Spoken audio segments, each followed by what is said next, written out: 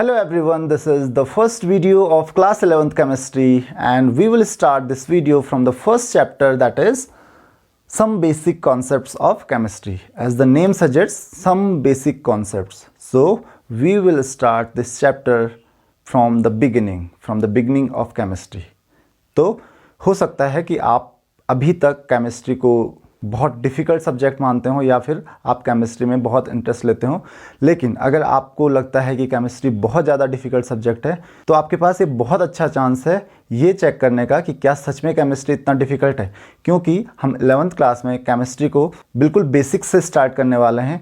तो अगर आप केमिस्ट्री को बिल्कुल बेसिक से समझो तो हो सकता है कि केमिस्ट्री आपको इतना डिफ़िकल्ट ना लगे। So we will start from the definition of chemistry. What is chemistry? So you have to understand it first, only then you will be able to understand what are we going to study in chemistry. So chemistry is the branch of science which deals with the study of matter, its properties, composition and its structure. So basically in chemistry what are we going to study? Just about the matter. तो अगर हम chemistry पढ़ रहे हैं तो chemistry में हम किस चीज़ के बारे में पढ़ रहे हैं? मैटर। तो सबसे पहले आपके पास क्वेश्चन यही आता है कि what is matter? Matter is anything that occupies space and have some mass. कोई भी चीज़ अगर स्पेस ऑक्यूपाई करती है और उसमें कोई मास है तो उसको हम क्या कहते हैं? मैटर कहते हैं। तो केमिस्ट्री में हम क्या पढ़ने वाले हैं? मैटर के बारे में। चाहे हम मैटर के फिजिकल प्रॉपर्टीज़ की बात करें, चाहे केमिकल प्रॉपर्टीज़ की बात करें, चाहे मैटर के कंपोजिशन की बात करें, चाहे हम मैटर के स्ट्रक्चर की बात करें, जो माइक्रोस्कोपिक लेवल पे मैटर का स्ट्रक्चर क्या होता है, तो ये सब हम केमिस्ट्री में पढ़ते हैं। तो क्योंकि हम केमिस्ट्री में मैटर के बारे में पढ़ने वाले हैं तो सबसे पहले हमारे पास क्वेश्चन यही आता है, व्हाट इज़ मैटर? तो मैटर क्या होता है? कोई भी चीज़ जो स्पेस ऑक्यूपाई करती है और उसका कोई मास होता है। अब क्योंकि अगर हम मैटर के बारे में केमिस्ट्री में पढ़ने वाले हैं तो हमको मैटर के क्लासिफिकेशन के बारे में भी पता होना चाहिए कि मैटर कितने टाइप्स का होता है। So there are different classification of matter, first on the basis of physical state and then on the basis of chemical composition. तो सबसे पहले फिजिकल स्टेट आपको पता है, तीन हम फिजिकल स्टेट के बारे में पढ़ते हैं। वैसे हमारे पास 3 से ज़्यादा फिजिकल स्टेट्स हैं, बट हम केवल 3 फिजिकल स्टेट्स के बारे में पढ़ते हैं, सॉलिड, लिक्विड्स एंड गैसेस। तो अगर फिजिकल स्टेट के बेसिस में मैटर को क्लासिफाई करें तो हमको सॉलिड, लिक्विड और गैसेस मिलते हैं। सॉलिड के बारे में आपको पता है, सॉलिड में जो पार्टिकल्स होते हैं किसी भी सब्सटेंस के, वो बहुत क्लोजली पैक्ड होते हैं और क्लोजली पैक्ड होने की वजह से सॉलिड्स का एक डेफिनेट वॉल्यूम होता है, एक डेफिनेट शेप होता है। क्यों? क्योंकि मॉलिक्यूल्स या पार्टिकल्स एक दूसरे को बहुत टाइटली होल्ड करके रखते हैं। देन अब बात आती है लिक्विड स्टेट की। तो लिक्विड स्टेट में क्या होता है? मॉलिक्यूल्स एक दूसरे के क्लोज तो रहते हैं लेकिन उतना क्लोज नहीं होते हैं जितना सॉलिड स्टेट में होते हैं। तो उसकी वजह से जो फोर्स ऑफ अट्रैक्शन होता है मॉलिक्यूल्स के बीच में, वो एक दूसरे को इतना टाइटली होल्ड नहीं करते हैं। तो इसकी वजह से मॉलिक्यूल्स एक दूसरे की रिस्पेक्ट में मूव कर सकते हैं फ्रीली। तो इसकी वजह से उनका जो शेप होता है वो तो सेम नहीं हो पाता। क्यों? क्योंकि molecules continuously, particles continuously move कर रहे हैं, बट उनका जो वॉल्यूम होता है that is definite. And the third is gases. तो गैसेस में पार्टिकल्स जो होते हैं वो रैंडमली मूव करते हैं, तो इसकी वजह से जो उनका शेप या फिर वॉल्यूम कोई भी डेफिनेट नहीं होता है। तो इतना आप फिजिकल स्टेट्स के बारे में जानते हो। Then the second thing is chemical composition. Chemical composition का मतलब क्या होता है? केमिकल कंपोजिशन का मतलब ये हुआ कि कोई भी सब्सटेंस कौन कौन से पार्टिकल्स से बना हुआ है, what are the particles which are present in the substance. So on the basis of chemical composition, the matter can be divided into 2 categories. One is pure substance and other is mixture. Now ये pure substance क्या होते हैं और ये mixture क्या होते हैं? तो जैसा कि नाम सजेस्ट करता है, pure substance which is made of same type of particles, जिसमें कोई भी इम्प्योरिटी नहीं। कोई भी इम्प्योरिटी नहीं होने का मतलब क्या है? कि वो सेम टाइप ऑफ पार्टिकल्स से मिलकर बना हुआ है। Now this pure substance is also classified into 2 categories. Pure substance भी 2 तरीके से हम डिवाइड कर सकते हैं। The first is element and other is compound. तो एलिमेंट्स और कंपाउंड्स ये 2 अलग अलग चीज़ें हैं। Elements are the substances which are made of same kind of atoms. ऐसे सब्सटेंसेस जो एक जैसे एटम से बने हैं वो एलिमेंट होते हैं। तो अगर कोई भी एलिमेंट आपके पास है, हाइड्रोजन हो गया तो हाइड्रोजन के सारे एटम्स एक जैसे होंगे, या सोडियम के सारे एटम्स एक जैसे होंगे, कार्बन के सारे एटम्स एक जैसे होंगे। तो हाइड्रोजन, सोडियम, कार्बन ये सारे क्या हैं? एलिमेंट्स हैं, क्योंकि इनके सारे एटम्स एक जैसे होते हैं। तो एलिमेंट्स वो सब्सटेंसेस होते हैं जो एक जैसे पार्टिकल से मिलके बने हुए हैं। देन द कंपाउंड्स क्या होते हैं? Compounds are the substances which are made by chemical composition of 2 और मोर एलिमेंट्स। तो यहाँ पे कंपाउंड्स वो सब्सटेंसेस होते हैं जो 2 या 2 से ज़्यादा एलिमेंट्स के केमिकल कंपोजिशन से बनते हैं, और एलिमेंट्स एक फ्री यूनिट होती है, ये एक जैसे सब्सटेंस की यूनिट होती है या एक जैसे सब्सटेंस से मिलकर बनी होती है। तो यहाँ पे डिफरेंस है, जैसे sodium, carbon, then calcium, hydrogen, ये क्या है? एलिमेंट्स हैं। लेकिन अगर हम कंपाउंड्स की बात करें तो कंपाउंड्स क्या हैं? Water is a compound. Then NaCl is a compound. Similarly calcium oxide is a compound.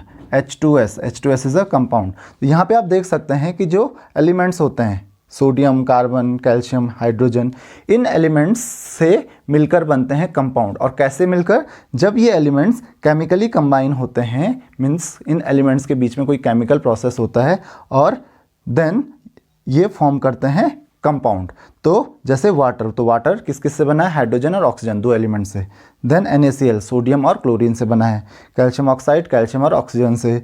H2S hydrogen and sulphur से। तो यहाँ पे आप देख सकते हैं कि कंपाउंड्स जो हैं वो 2 से या 2 से ज़्यादा एलिमेंट से मिलकर बनते हैं। यहाँ पे आपको कंपाउंड्स के बारे में कुछ बातें ध्यान में रखनी है कि compounds are made by chemical combination होना चाहिए एलिमेंट्स का, तभी कंपाउंड्स बनेंगे। सेकेंड चीज़, the ratio of different elements in a compound is homogeneous. एक जैसा रेशियो होगा।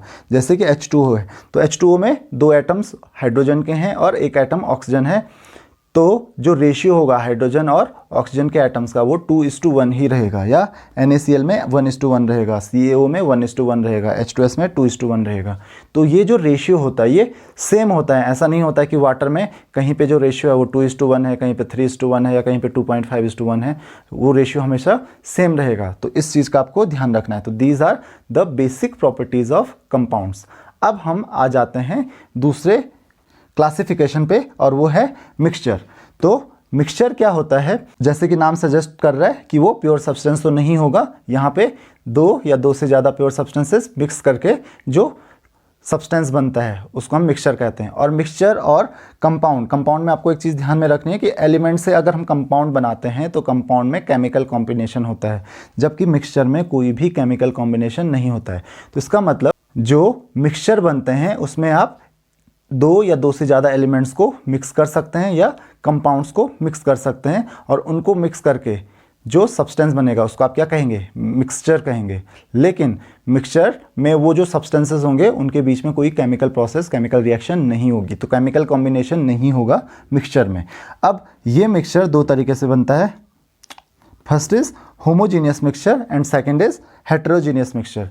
तो होमोजीनियस मिक्सचर वो मिक्सचर होता है जहाँ पे सारे सब्सटेंसेस जिनको आप मिक्स करते हो उनका जो कंपोजिशन होता है वो थ्रू आउट एक जैसा रहता है। The mixture in which the composition of all the substances is homogeneous through out, एक जैसा कंपोजिशन हो या uniform through out, that is called homogeneous mixture. एक एग्जांपल ले लेते हैं। For example, if you dissolve sugar in water, तो आपने क्या किया? शुगर और वाटर को मिक्स किया। शुगर अलग कंपाउंड है, वाटर अलग कंपाउंड है, लेकिन मिक्स करोगे तो शुगर और वाटर का कंपोजिशन जो होगा मिक्स करके अच्छे से, तो वो होमोजीनियस होगा, एक जैसा होगा, यूनिफॉर्म है। तो इसको हम कहेंगे होमोजीनियस मिक्सचर, क्योंकि वो एक जैसा है। अगर आप रेशियो देखोगे, क्वांटिटी देखोगे शुगर और वाटर की किसी भी पोर्शन में, तो वो यूनिफॉर्म होगी। ऐसा नहीं होगा कि कहीं पे शुगर ज़्यादा है या कहीं पे वाटर ज़्यादा है। तो इसीलिए इसको हम कहेंगे होमोजीनियस मिक्सचर। जबकि हम अगर बात करें हेटेरोजीनियस मिक्सचर की, तो हेटेरोजीनियस मिक्सचर में जब आप सब्सटेंसेस को मिक्स करते हो तो जो रेशियो होता है वो यूनिफॉर्म नहीं होता है थ्रू आउट। तो जैसे अगर आप वाटर में सैंड ऐड कर दीजिए, तो सैंड क्या होता है? Sand will settle down, water will come on the top. तो यहाँ पे डिफरेंस क्या है कि रेशियो जो है या कंपोजिशन जो है वो सैंड और वाटर का वो होमोजीनियस नहीं है, एक जैसा नहीं है, तो इसीलिए हम इसको हेट्रोजीनियस मिक्सचर कहेंगे। तो होप कि आपको ये डिफरेंस समझ में आ गया होगा। एक डिफरेंस आपको ध्यान में रखना है कंपाउंड्स एंड होमोजीनियस मिक्सचर के बीच में। कंपाउंड में भी जो एलिमेंट्स का जो रेशियो होता है या प्रोपोर्शन होता है वो एक जैसा होता है, और होमोजीनियस मिक्सचर में भी एक जैसा होता है। लेकिन एक बहुत बड़ा डिफरेंस होता है, कंपाउंड में जो एटम्स होते हैं डिफरेंट एलिमेंट्स के वो केमिकली कंबाइंड होते हैं, जबकि होमोजीनियस मिक्सचर में जो एटम्स या मॉलिक्यूल्स होते हैं डिफरेंट सब्सटेंसेस के वो केमिकली कंबाइंड नहीं होते हैं। तो इनको आप सेपरेट कर सकते हो easily by a physical process, जबकि इसको आप फिजिकल प्रोसेस से सेपरेट नहीं कर सकते, उसके लिए कोई केमिकल प्रोसेस चाहिए। The next topic is branches of chemistry.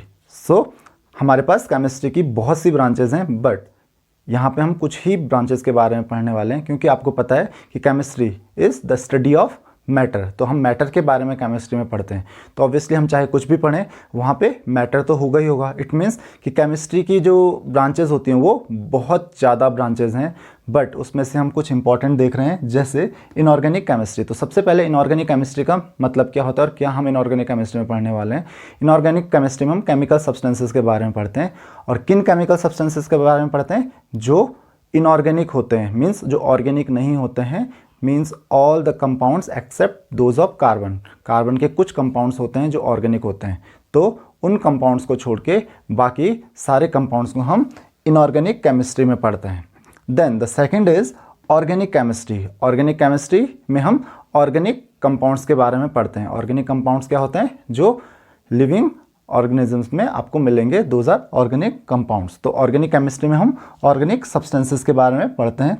Then तीसरा है फिजिकल केमिस्ट्री। तो फिजिकल केमिस्ट्री में हम क्या पढ़ने वाले हैं? फिजिकल केमिस्ट्री में हम पढ़ेंगे कि कैसे different rules, different laws, different theories हम अप्लाई कर सकते हैं केमिकल फिनोमिनन को एक्सप्लेन करने में। जैसे हम स्ट्रक्चर ऑफ एटम के बारे में बात करते हैं, तो एटम जब कैसा होता है, उसमें इलेक्ट्रॉन्स, प्रोटॉन्स, न्यूट्रॉन्स होते हैं, उनकी डिस्कवरी कैसे हुई, और फिर मॉलिक्यूल्स की जो एग्जिस्टेंस होती है वो कैसे आई, या फिर मॉलिक्यूल्स जो स्टेबल होते हैं वो क्यों होते हैं। तो उनके लिए डिफरेंट या तो लॉज हैं या फिर डिफरेंट थियरीज हैं। ये सारी चीज़ें हम किस में पढ़ते हैं?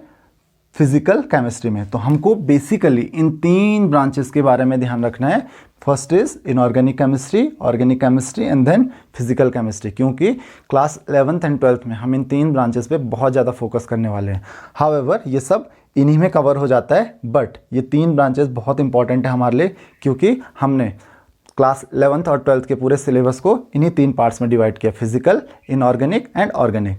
तो फिजिकल केमिस्ट्री में आप ध्यान रखिए कि कोई भी थ्योरी, लॉज वगैरह हम फिजिकल केमिस्ट्री में पढ़ते हैं, जिससे हम किसी भी केमिकल फिनोमेनन को एक्सप्लेन कर सकते हैं। जबकि हम ऑर्गेनिक केमिस्ट्री में ऑर्गेनिक सब्सटेंसेस के बारे में पढ़ते हैं, और इनऑर्गेनिक केमिस्ट्री में इनऑर्गेनिक सब्सटेंसेस के बारे में पढ़ते हैं। उसके अलावा भी केमिस्ट्री की कुछ ब्रांचेज हैं, जैसे एनालिटिकल केमिस्ट्री। तो एनालिटिकल केमिस्ट्री में हम क्वांटिटेटिव और क्वालिटेटिव एनालिसिस के बारे में पढ़ते हैं, कि अगर किसी भी सब्सटेंस की हमको क्वालिटी चेक करनी है कि ये कौन कौन से सब्सटेंस से मिलकर बना हुआ है, कार्बन, हाइड्रोजन, क्या क्या इस सब्सटेंस में प्रेजेंट है, तो वो हम एनालिटिकल केमिस्ट्री में पढ़ते हैं। और उस सब्सटेंस का कंटेंट कितना है, that is called quantitative analysis, कि इसमें कितना % कार्बन है, कितना हाइड्रोजन है, कितना ऑक्सीजन है, वो हम एनालिटिकल केमिस्ट्री में पढ़ते हैं। तो analytical chemistry, again analytical chemistry का भी बहुत वास्ट यूज़ होता है, चाहे आप बायोकेमिस्ट्री में बात करो, चाहे आप इंडस्ट्रियल केमिस्ट्री की बात करो। तो यहाँ पे इंडस्ट्रीज़ में हम बहुत ज़्यादा यूज़ करते हैं एनालिटिकल केमिस्ट्री का, क्योंकि हमको वहाँ पे केमिकल कंपोजिशन, किसी भी सब्सटेंस का क्वालिटी एंड क्वांटिटी दोनों पता होनी चाहिए, कि क्या परसेंटेज किसी भी एलिमेंट का या किसी भी कंपाउंड का हम यूज़ कर रहे हैं किसी भी सब्सटेंस में। तो इंडस्ट्रियल यूज़ एनालिटिकल केमिस्ट्री का बहुत ज़्यादा होता है, बायोकेमिस्ट्री में बहुत ज़्यादा यूज़ होता है। उसके अलावा एग्रीकल्चरल केमिस्ट्री है, तो एग्रीकल्चरल केमिस्ट्री में आपको पता है सीड्स ग्रो करने से लेकर हम फर्टिलाइजर्स फॉर्म करते हैं, देन हम पेस्टिसाइड्स, इंसेक्टिसाइड्स फॉर्म करते हैं, तो वो सब एग्रीकल्चरल केमिस्ट्री में आ जाएगा। और लास्ट इज फार्मास्यूटिकल केमिस्ट्री। तो फार्मास्यूटिकल केमिस्ट्री का यूज़ किस में होता है? To prepare the drugs. हम डिफरेंट टाइप ऑफ मेडिसिन बनाते हैं, किस चीज़ के लिए? डिजीज़ को क्योर करने के लिए। तो मेडिसिन भी क्या होती हैं? वो भी केमिकल सब्सटेंसेज ही होती हैं, वो भी मैटर ही है। तो वो सब हम किस में पढ़ते हैं? Pharmaceutical chemistry. तो आप देख सकते हो केमिस्ट्री का जो यूज़ है, केमिस्ट्री के जो ब्रांचेज हैं वो कितनी वाइड हैं। तो this is all about branches of chemistry. The next topic is properties of matter. So there are two type of properties that we are going to study. One is physical and other is chemical properties. So what is the difference between physical and chemical properties? The physical properties are those which can be observed without changing the chemical composition of a substance, while the chemical properties are those for which there should be a chemical change in the substance. तो आपको ध्यान रखना है, physical properties वो properties होती हैं जिनका पता आप बिना केमिकल कंपोजिशन चेंज किए बता सकते हो. जैसे अगर आपको एक सब्सटेंस के बारे में जानना है तो उसका कलर भी क्या है, उसकी एक प्रॉपर्टी है. तो ये क्या है, फिजिकल प्रॉपर्टी है, क्योंकि कलर पता करने के लिए आपको उसकी केमिकल कंपोजिशन चेंज करने की जरूरत नहीं है. उसी तरीके से odour, melting point, boiling point, specific heat, ये सब क्या है, ये सब फिजिकल प्रॉपर्टीज हैं, क्योंकि इसके लिए आपको केमिकल कंपोजिशन चेंज करने की जरूरत नहीं है. फॉर एग्जांपल मेरे पास वाटर है, तो मुझे वाटर का कलर या मुझे वाटर का ओडर या वाटर का मेल्टिंग पॉइंट पता करना है या वाटर का बॉइलिंग पॉइंट पता करना है या वाटर की स्पेसिफिक हीट के बारे में पता करना है. तो इन सब के लिए मुझे इसका केमिकल कंपोजिशन चेंज करने की जरूरत नहीं है. वो वाटर है, वाटर ही रहेगा और वाटर की ही फॉर्म में मैं उसका ये प्रॉपर्टीज़ के बारे में पता कर सकता हूँ. तो ये सारी प्रॉपर्टीज़ क्या हो गई, फिजिकल प्रॉपर्टीज़ हो गई. अब अगर हम केमिकल प्रॉपर्टीज़ की बात करें तो केमिकल प्रॉपर्टीज़ के बारे में आपको तब पता चलेगा जब केमिकल कंपोजिशन उसका चेंज होगा. तो कुल मिलाकर बात यह है कि केमिकल प्रॉपर्टीज़ का मतलब हुआ कि वो केमिकली कैसे बिहेव करता है, मतलब केमिकली रिएक्ट कैसे करता है, किसके साथ रिएक्ट करता है, किसके साथ नहीं करता है, वो हम केमिकल प्रॉपर्टीज़ में पढ़ेंगे. तो जैसे कि हम देखते हैं कि कोई भी सब्सटेंस एसिड के साथ कैसे रिएक्ट करता है, अगर उसका हम कंबशन करेंगे, उसको बर्न करेंगे तो क्या होगा, या फिर हम अगर उसका बेसिस के साथ रिएक्शन करते हैं या किसी और सब्सटेंस के साथ रिएक्शन करते हैं. तो कुल मिलाकर के हम केमिकल प्रॉपर्टीज़ में क्या पढ़ते हैं कि वो केमिकली बिहेव कैसे करता है, वो किस सब्सटेंस के साथ रिएक्ट करता है, किस सब्सटेंस के साथ रिएक्शन नहीं करता है. तो आपको ध्यान ये रखना है कि केमिकल प्रॉपर्टीज़ में हम बेसिकली एक चीज़ जानने वाले हैं कि वो कैसे केमिकली रिएक्ट करता है, जबकि फिजिकल प्रॉपर्टीज़ में ये सारी चीज़ें आती है जैसे कलर, ओडर, जिनको हम बिना केमिकल कंपोजिशन चेंज किए. तो अगर मुझे जैसे किसी भी सब्सटेंस का, जैसे कार्बन है, तो अगर मुझे कार्बन की केमिकल प्रॉपर्टीज जाननी है, मुझे जानना है कि कंबशन पे क्या होता है, पहले मुझे क्या करना पड़ेगा, उसको बर्न करना पड़ेगा. और मुझे पता है कि कार्बन को अगर हम बर्न करेंगे इन सफिशिएंट एयर तो बन जाएगा कार्बन डाइऑक्साइड. तो जब तक मैं उसका केमिकल कंपोजिशन चेंज ना कर दूं तब तक मुझे पता नहीं चलेगा कि ये केमिकली बिहेव कैसे करता है. फिजिकल प्रॉपर्टीज़ में ऐसा कुछ भी नहीं होता है. फिजिकल प्रॉपर्टीज़ में कलर है तो कलर के लिए आपको कार्बन को चेंज नहीं करना पड़ेगा, कलर उसका आपको ऐसे ही पता चल जाएगा, या उसका ओडर ऐसे ही पता चल जाएगा, उसकी स्मेल ऐसे ही पता चल जाएगी. तो ये क्या है, फिजिकल प्रॉपर्टीज़ हैं, और ये केमिकल प्रॉपर्टीज़ हैं जिसके लिए आपको कंपोजिशन चेंज करना पड़ेगा. तो होप कि आपको ये डिफरेंस समझ में आ गया होगा, क्योंकि ये डिफरेंस हमको समझना बहुत ज़्यादा इंपॉर्टेंट है. भले ही हम छोटी क्लासेस से पढ़ते हुए आ रहे हैं कि इसकी फिजिकल प्रॉपर्टीज़ ऐसी होती हैं, केमिकल प्रॉपर्टीज़ ऐसी होती हैं, but we don't know what is the difference in physical and chemical properties. The next topic is measurement of physical quantities. So to know about the measurement of physical quantities, first of all we have to know what kind of physical quantities do we have. तो सबसे पहले हम physical quantities के बारे में जान लेते हैं कि हमारे पास कौन कौन सी फिजिकल क्वांटिटीज़ हैं. So first of all, these physical quantities are classified into two categories. Remember, physical quantities are of two types. One is, first one is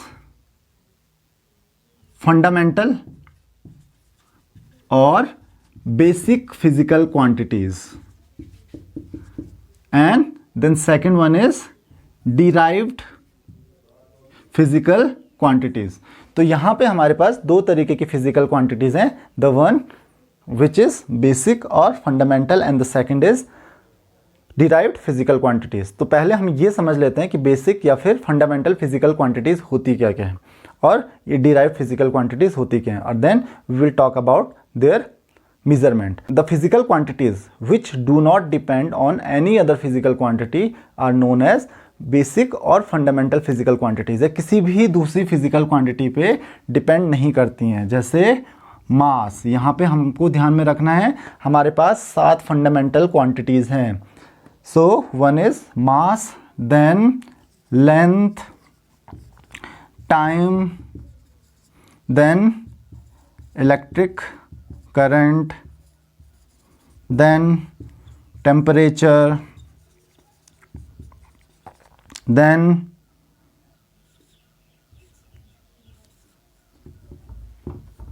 amount of substance,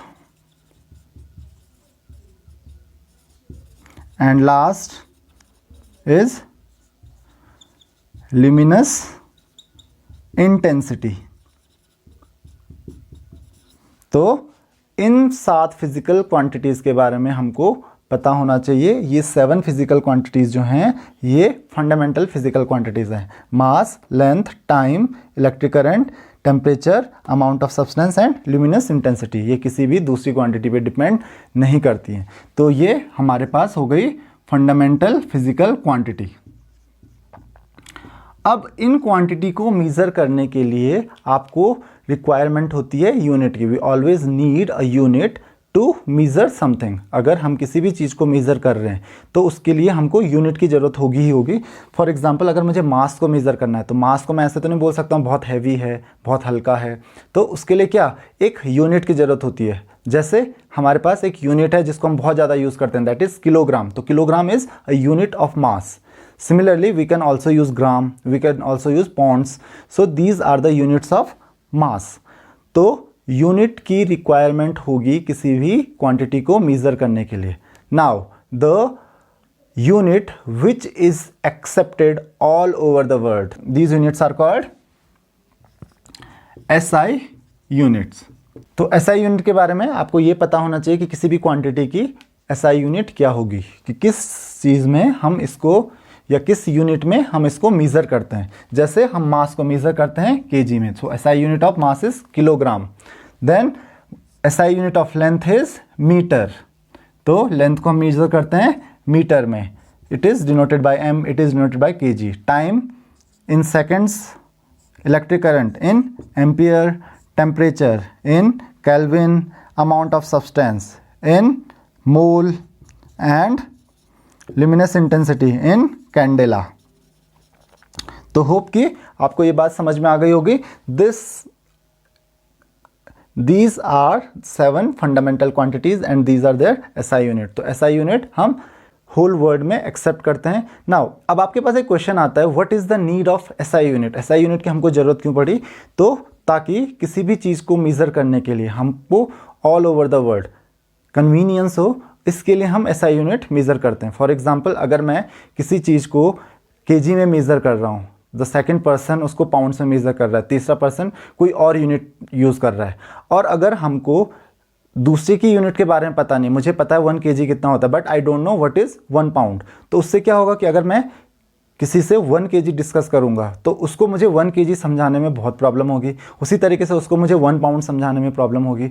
तो या तो मुझे रिलेशनशिप पता होनी चाहिए इन सारी क्वांटिटीज़ के बीच में, जो कि बहुत ज़्यादा डिफिकल्ट हो जाएगा, क्योंकि आप जितनी ज़्यादा यूनिट्स की बात करोगे, जितने ज़्यादा यूनिट्स लोगे, डिफरेंट यूनिट्स लोगे, आपको उतनी रिलेशनशिप्स याद रखनी पड़ेंगी, और इसकी वजह से ये जो पूरा सिस्टम है वो बहुत ज़्यादा कॉम्प्लिकेटेड हो जाएगा। So that's why we have to use SI unit. अगर पूरे ऑल ओवर द वर्ल्ड एक ही यूनिट हम यूज़ कर रहे हैं तो उससे आप यहाँ पर बैठे हो, आप किसी अमेरिका में बैठे पर्सन को ये समझा सकते हो कि 1 kg सब्सटेंस मेरे पास है, तो इसका मतलब वो समझ जाएगा कि 1 kg कितना होगा।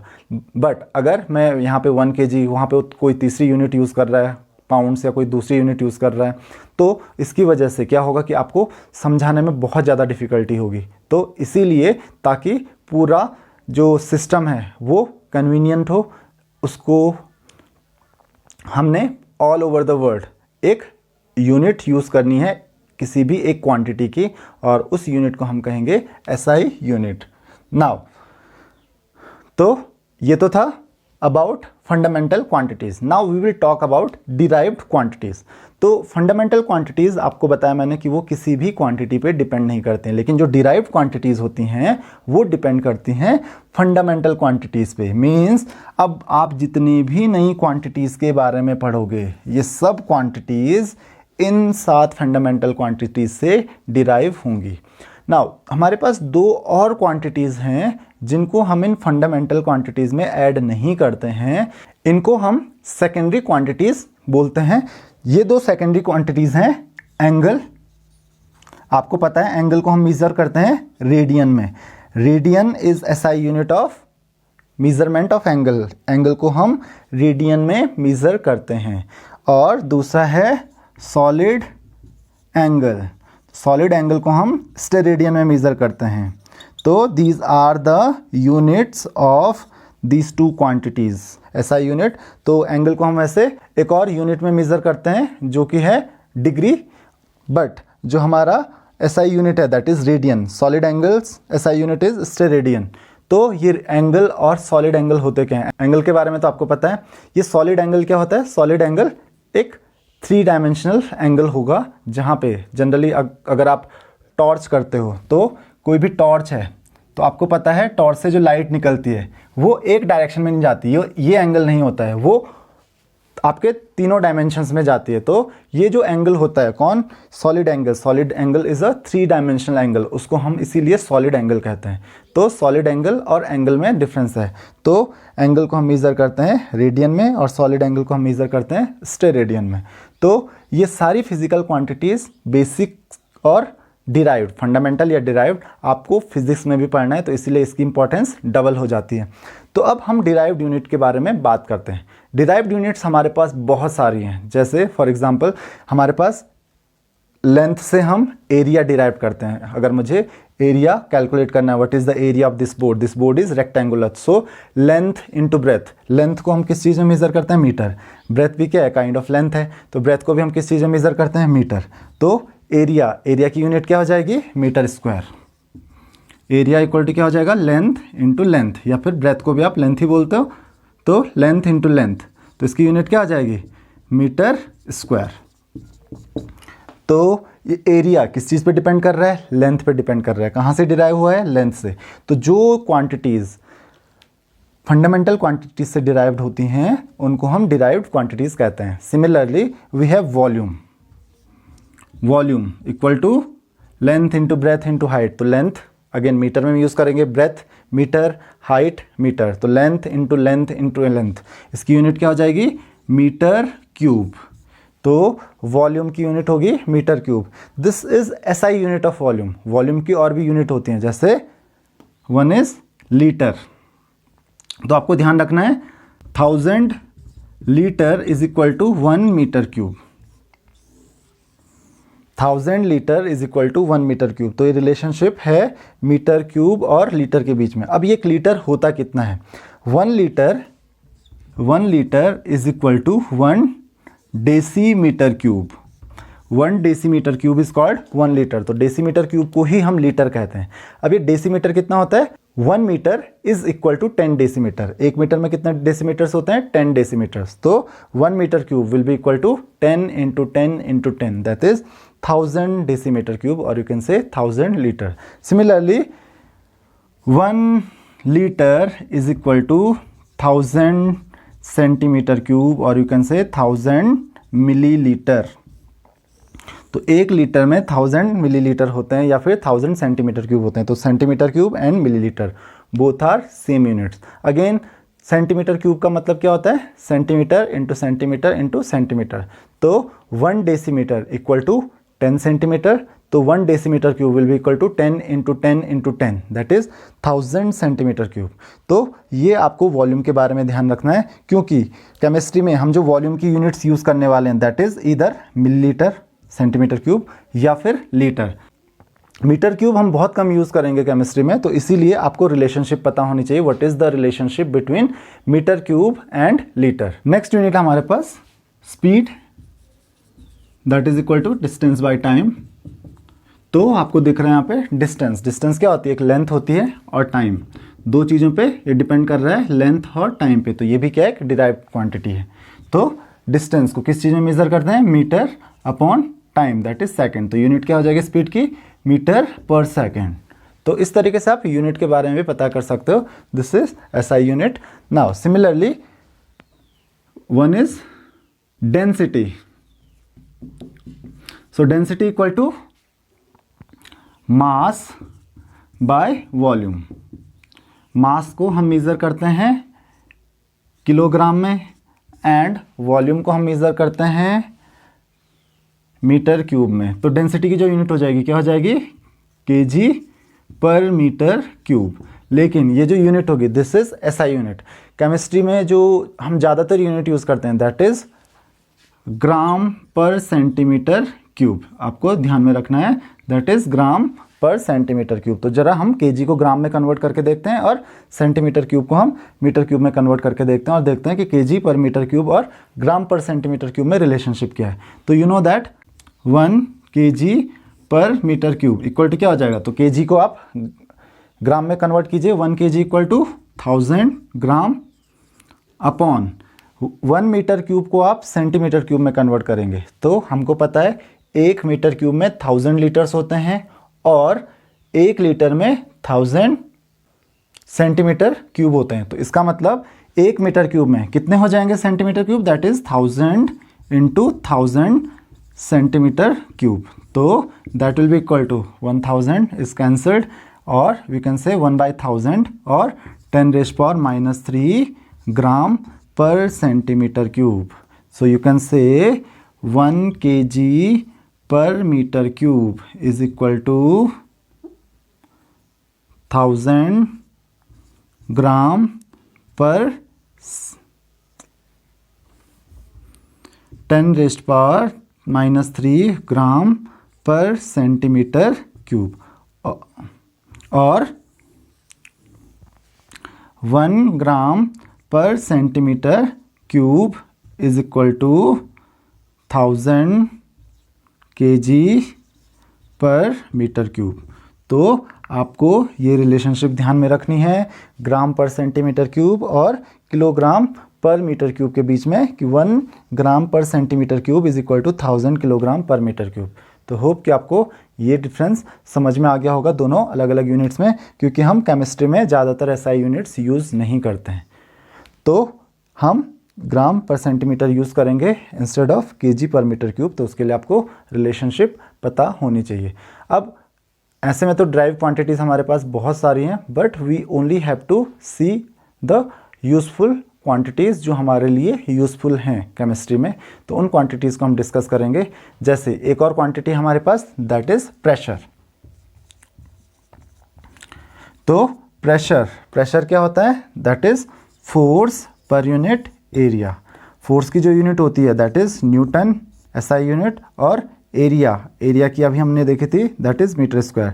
तो यूनिट हो गई न्यूटन पर मीटर स्क्वायर और इस न्यूटन पर मीटर स्क्वायर को हम बोलते हैं पास्कल। तो यूनिट जो होती है SI unit of pressure is pascal, but हम पास्कल को बहुत ज़्यादा यूज़ नहीं करते हैं। तो एसआई यूनिट तो प्रेशर की पास्कल होगी, लेकिन हम बहुत सारी और भी यूनिट्स यूज़ करते हैं जैसे mm of Hg, millimetre of Hg।